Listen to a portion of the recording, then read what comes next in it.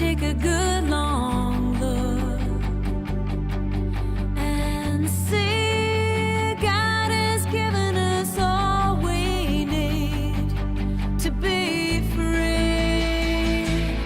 It's about you, it's about me, it's about the truth that sets us free. It's about L-O-V-E, love from the Father up above. It's about hope, it's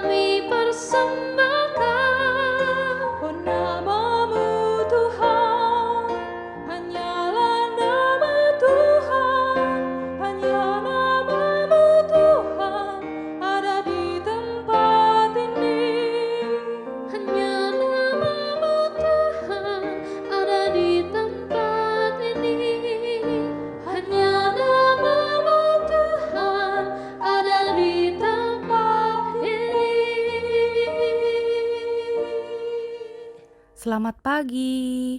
Shalom anak-anak semua yang dikasihi Tuhan. Mari kita siapkan hati kita dan sama-sama kita berdoa sebelum mendengarkan firman Tuhan. Mari kita berdoa. Allah Bapa, puji dan syukur kami ucapkan hanya kepadamu. Pada hari ini kami sudah siap untuk mendengarkan dan belajar tentang firman-Mu. Kiranya kami semua dapat fokus dan jauhkan semua yang mengganggu konsentrasi kami. Terima kasih Bapa. Di dalam nama Tuhan Yesus kami berdoa. Amin.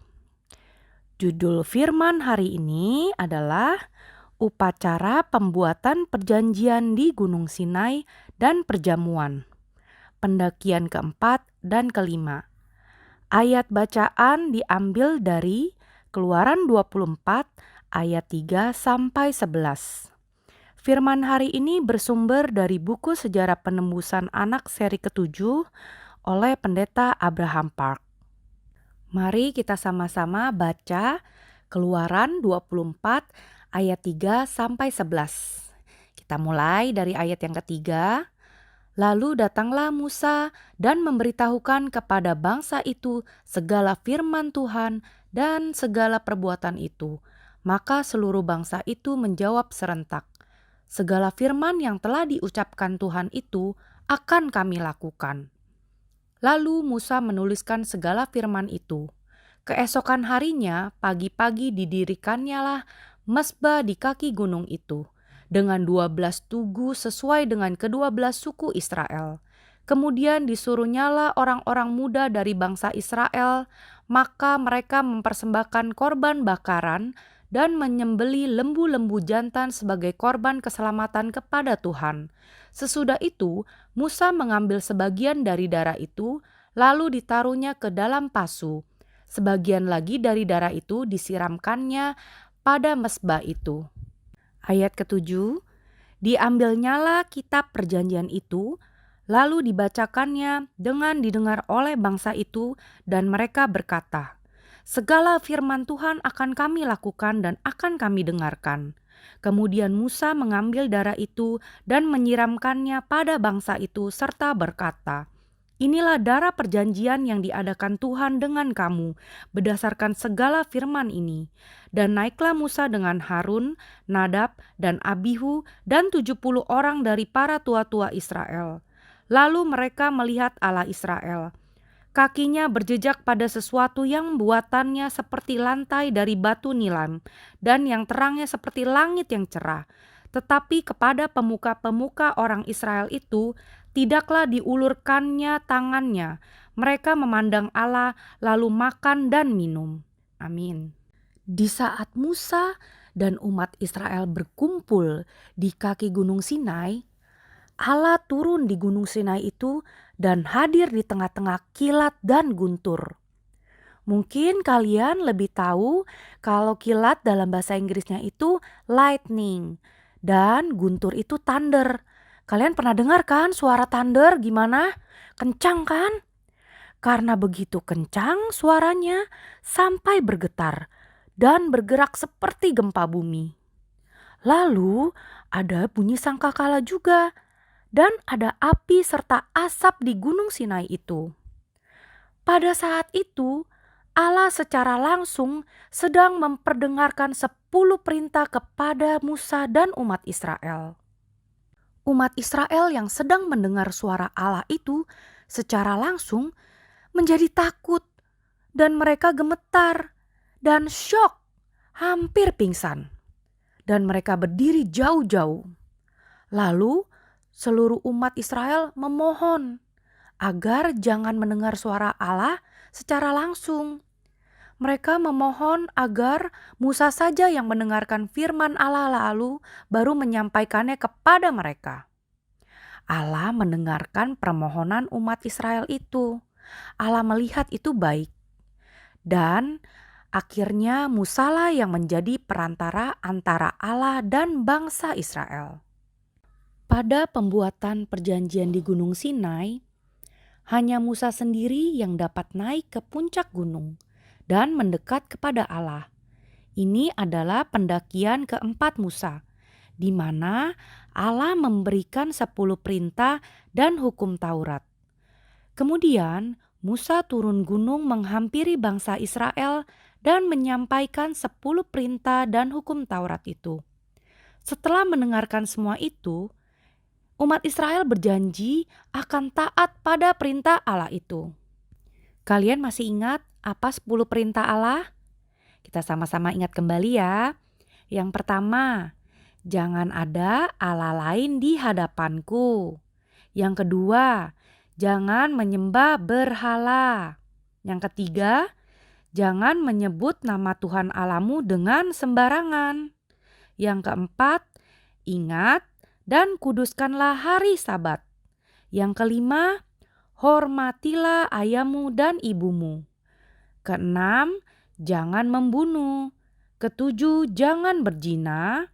Kedelapan, jangan mencuri. Kesembilan, jangan mengucapkan saksi dusta tentang sesamamu. Dan yang kesepuluh, jangan mengingini apapun yang dipunyai orang lain. Lalu Musa menuliskan semua perintah Allah itu semalaman.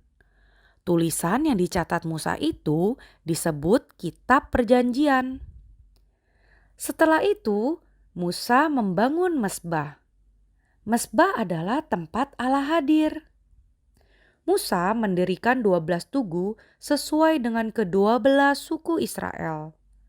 Musa menyuruh orang-orang muda dari bangsa Israel untuk mempersembahkan korban bakaran dan korban keselamatan untuk Tuhan. Kemudian Musa mengambil sebagian dari darah korban, dipercikan pada kitab perjanjian, dan sebagian lagi dipercikan pada umat Israel. Musa menyebut darah itu adalah darah perjanjian. Allah telah mendirikan perjanjian dengan umat Israel melalui firman-Nya. Kalian bisa baca di Ibrani 9 ayatnya yang ke-19 sampai 20. Kemudian Musa bersama dengan Harun, Nadab, Abihu, dan 70 tua-tua Israel untuk melihat Allah lalu makan dan minum bersama. Mereka mengikuti perjamuan untuk memperingati pembuatan perjanjian. Ini adalah pendakian Musa yang kelima. Mereka sangat bersyukur dan saling mengucapkan selamat atas hubungan perjanjian dengan Allah itu. Mereka merasakan sukacita dan kedamaian. Kita pun membuat perjanjian dengan Allah, yaitu melalui darah Yesus di kayu salib. Kita harus bersyukur dan menghargai perjanjian kita dengan Allah. Mari kita jaga dan taat firman Allah agar kita semua bisa selalu dekat dengan Allah dan bisa melihat muka Allah. Amin. Kita tutup dengan doa. Puji syukur Allah Bapa atas pelajaran firman-Mu hari ini. Kami anak-anak-Mu mau selalu dekat kepadamu, taat serta pegang firman sejarah penebusan sampai akhir. Biarlah iman kami terus bertambah kuat dan terus bertumbuh.